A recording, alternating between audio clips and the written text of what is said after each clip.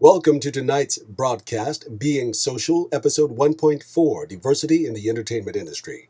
This is Gregory Mikell, your host and moderator for Being Social, the weekly live on-air broadcast not limited to radio waves, but accessible to millions of users around the globe via the internet or phone.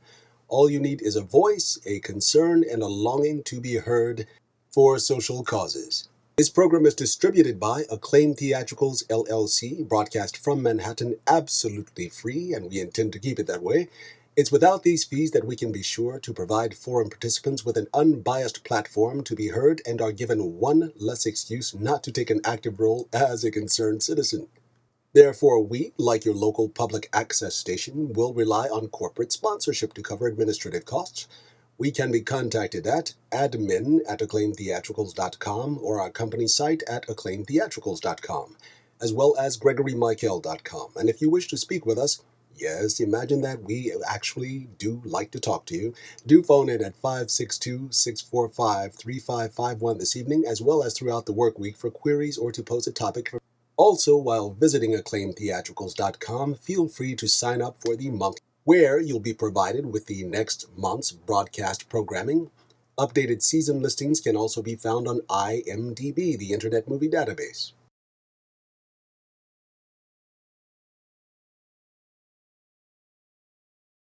Welcome. This is Gregory Mikell, your host and moderator for the podcast Being Social, the on-air live podcast broadcast from Manhattan. I'm happy to be back this evening. We were off last week, but we have a lot to talk about this evening. And of course, tonight's subject is episode 1.4, Diversity in the Entertainment Industry. We had a guest who was coming on the show, but he had a last-minute emergency conflict. Kyung Sim, our actor on the West Coast in Los Angeles. Unfortunately, he will not be able to join us tonight. However, he is looking forward to joining us for a later programming. Nonetheless, we have three other callers scheduled to phone in and take part in tonight's forum. I've just sent them an invite to join our forum tonight. And of course, you are more than welcome, to phone in at 562-645-3551 to join our open free forum either tonight on every Friday evening at 7:30 p.m. Eastern Standard Time here in the States. Tonight we explore diversity in the entertainment industry. Among the aspects of the forum, I'm suggesting that we look at the changes in film and television over the past decade with America's rapid changing demographics of not only ethnicity, but gender and age. For example, we have such shows as Community, The L Word, Betty White on Hot in Cleveland. How about that? Talk about rejuvenating a career. It's been great to have her back. She's been quite a delight as always and has quite a large fan base. Let's also explore the Hispanic population growth, non-traditional parental households, and how viewer content is being affected in the variety of offerings. Now, in addition, the lack of representation of the Asian American demographic on the network television's airwaves, as well as in film, when considering their contribution to the country's economic well-being, education, and vast industries. Let's not forget sports. For example, tennis. Early on in the sport, one of the world's most noted African-American tennis players, Arthur Ashe, was an American world #1 professional tennis player. He won 3 Grand Slam titles, ranking him among the best tennis players from the United States. Ashe, an African-American, was the first black player ever selected to the United States Davis Cup team, and the only black man ever to win the singles title at Wimbledon, the U.S. Open, and the Australian Open. He retired in 1980. He played a pivotal role, of course, in opening doors for other ethnic players in the game, such as the Williams sisters, Serena and Venus, as well as Tiger Woods. For women, don't forget the former player Billie Jean King, an American former world #1 professional tennis player. King won a total of 39 Grand Slam titles throughout her career. Any thoughts? I have plenty. So these things, I think, are just a sampling of the ways that America's colorful palette thrives from diverse talent from other ethnicities, from other countries when they come over and they sow the seed and help this country to become a world leader. And we mustn't forget that. We must show appreciation and respect for it. I'm looking forward to our callers joining in.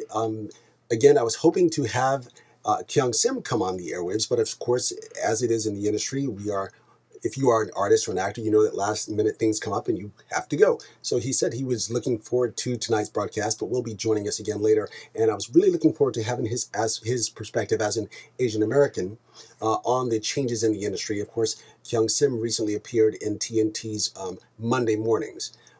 Which has just unfortunately been canceled, but it was a really good show, and we were hoping, a lot of people were hoping, our friends on Facebook were hoping the show would be picked up. But there's so much going on in television here in New York. There's a plethora of broad programming, more than we've had in a very long time. So I think we have something like 50 productions currently going, not only in television and film, but there's a lot more opportunities for diversity in casting. So I think that the networks, and with cable especially, willing to take more chances. HBO, USA, FX, all of these are doing a great job and award-winning programming of coloring the palette and representing America as it truly is, a colorful palette of life every day in the street and every day on the programming. It's amazing to me, though. I came to New York in 1996. And that's when I began my acting career, doing classical studies. And at that time, I was talking to friends recently about this. I remember there were many more opportunities for diversity casting. When I look at my resume, most of the work that I've done has been non-traditional casting, because I started out in classical studies, studying Shakespeare and doing Chekhov. And in the early 90s and the early 2000s, it was people were more open-minded. Now, also, economics always, of course, plays a factor in how things are cast and which things get cast. Because it's so much more expensive now to produce anything, especially looking at Broadway. You can't open a Broadway show for less than several $1 million just for a few weeks' run. It reminds me of Fiona Shaw's show, The Testament of Mary. I can't imagine what the budget for that was, but it only had a very short run, and it was an award-winning play. So it's quite amazing. There's so many factors that factor into everything. And when we think in terms of entertainment, we always think in terms of television and film first and foremost. But again, as I mentioned, sports is such a broad field. And of course, I think that sports is more accessible for other ethnicities, for people coming from other countries. It's a more colorful palette, I think, and it's a little more accessible to get into because it's one of those things that if you don't have that physical skill and that physical prowess, no matter what your history is or where you're coming from, it's not going to matter. It's like doing theater.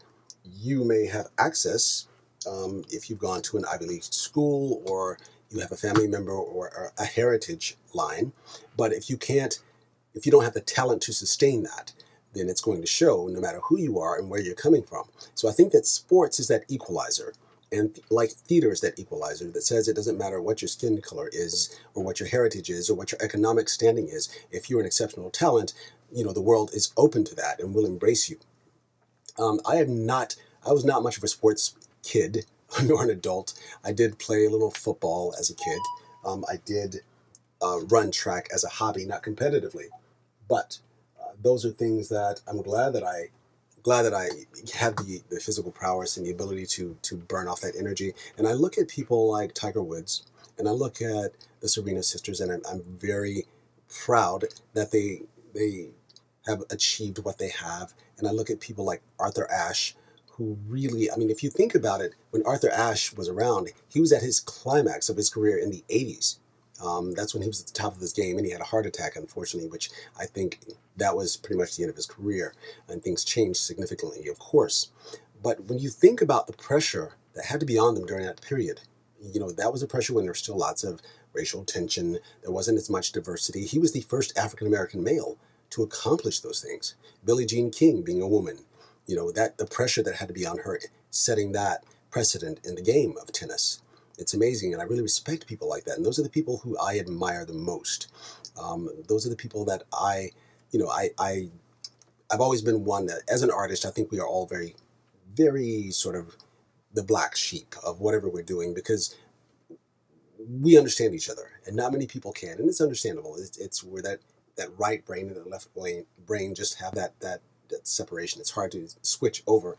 That's changing, of course, because in the industry, you can no longer be the visceral artist and make build a sustainable career. You have to become the business person. And I think that that's the equalizer. Technology is doing that. And I think that that will allow us as independent artists to create more diverse programming.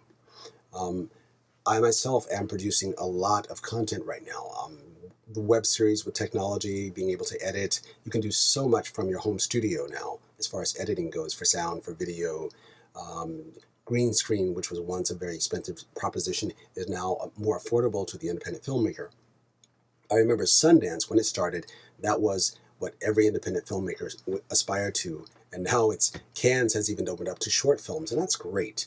I mean, I'm really happy to see that because that really gives us other avenues. And now with online distribution beginning to take hold, having started out with Hulu and Netflix, and now Amazon, of course, is moving in. Vimeo is now offering distribution. So it's like there's so much to look forward to in the creative world. So guys, don't be intimidated by the cost of how much you think it might cost, because now it's so much more affordable. If you can buy a couple of grand to buy a decent computer, a decent Mac, you can do so much. And don't put your fate in someone else's hands and wait for someone to write a role for you. I've met so many actors who do that, and I'm like, you have the capacity to do this. You just have to be willing to do the hard work and learn. For me, it was trial by error. I haven't taken any classes in editing or anything, but I've been doing it since 2007. And now I've been writing for the last 10 years, and I finally have all these scripts that I've developed, and I'm looking forward to helping young actors to get their first union contract. For example, with my Shakespeare series, I'll be calling in. I've scheduled appointments to call in starting the third week of June. I'll be calling in over 100 actors that I saw at castings back in April and May. So I'm looking forward to being able to. It's really fulfilling to be able to offer those opportunities to the most talented candidates. And race or ethnicity or gender doesn't play a factor into it. It's really good to see people who are really talented, who otherwise, without your help, wouldn't be able to have the opportunity to move their career forward to a professional level. So I'm really happy that I can offer that to them, and the hard work and the foundation that I built here affords me the opportunity to do that through your creative skill of writing or producing or directing something, your original content that you own. So I think that if I gave any advice, even though you're not asking, but if you're a young artist or you're an established artist and you're looking for a way to take control of your career, I'd say the first thing is explore collaborating or writing and creating content of your own. Because then you're not leaving the fate of your career in someone else's hands. It's not a determination. It's not going to be determined by your age or your ethnicity or your economic background. You have the capacity to take control of this. You have the capacity to create content, to collaborate. If you don't have the skill of writing, find someone who can. If you want to get behind the camera, there are always someone who's willing to let you PA or to sit in on a writing session. Or it's one of those things I truly believe that you only get when you ask. So if you know that there's something that you want to do, don't be afraid to put the word out, because if you put the word out, someone who's willing is going to hear it. I remember I was at a casting session in April, and it was a 2-day all-weekend event, and we were there from, I think, 10 to 5 each day. So it was a bit exhausting, but it was great to see so much talent. And, there were a lot of other producers in the audience, a lot of other agents in the audience and everything. And, during our breaks, we would talk. And I remember someone came up to me and she said, I want to learn about film. And I said, well, do you have any background? And she said, no. I said, well, what's your interest? And she said, well, I don't know where I'd like to start. I said, well, I'm having a casting session coming up, and you're welcome to sit in. I didn't know her, but I was willing to do that simply because she asked. So that's something that, guys, don't be afraid to open your mouths. You're actors. That's what we do. We open our mouths. We talk. We love to talk. We love to tell stories. So don't be bashful about it. Don't be afraid to do it. Terry Schreiber, I recently attended their casting session, their annual showcase, and they had a lot of great talent. It was a nice evening. And I'm looking at possibly teaching a class on integrating media and art, because I think so many actors that I've met, they're intimidated by the technology. We're visceral beings, artists. We love to create. We love to just delve into our work. But unfortunately, in the business today, the business is becoming necessary, even more so than ever, to do the show, to enjoy the work. So take control of your career. Don't sit back waiting for someone else to tell you, I've got a role for you. Why should someone do that? They don't owe you anything. The business doesn't owe you anything. You owe it to yourself to at least be willing to fail. For me, that's my mantra. I'm willing to fail. I'm willing to learn. And you only learn by risking, by putting yourself out there. So I'm waiting for callers to come in. We have 3. I've just sent out invites to our 3 participants. I'm hoping that they're remember to log on. And if not, Again, you can always find this podcast listed on acclaimtheatricals.com, as well as gregorymikell.com, YouTube, or Vimeo, absolutely free. This is my gift to you. This is an opportunity for you to come on air for a global broadcast. We are not limited to a region of radio stations or radio waves. Anyone with access to the internet or a phone is free to call in. You can always go to eventbrite.com and search for podcast Being Social. And there you'll find the full season, all 12 episodes and topics listed in order. This is episode 4. Next week, episode 5 will be breaking down Obama healthcare. Now, this is a very interesting topic. We already have people signing up for this. So many people are confused about, as citizens, where we fall, and as small business owners, where you fall, and what you can expect economically. I'm still confused about it. So I've been speaking to medical professionals, and I'm hoping that I can get at least one or possibly two to come on this time next Friday, 7:30 p.m. Eastern Time, to help demystify what we can expect. As you know, 2014, the final phases of Obama healthcare come into place. And so we need to know exactly how we'll be affected if you have medical insurance and if you don't. If you're a business owner, small or large, how will you be affected and how much of your bottom line will be allocated to insuring your employees if you're not a sole proprietor.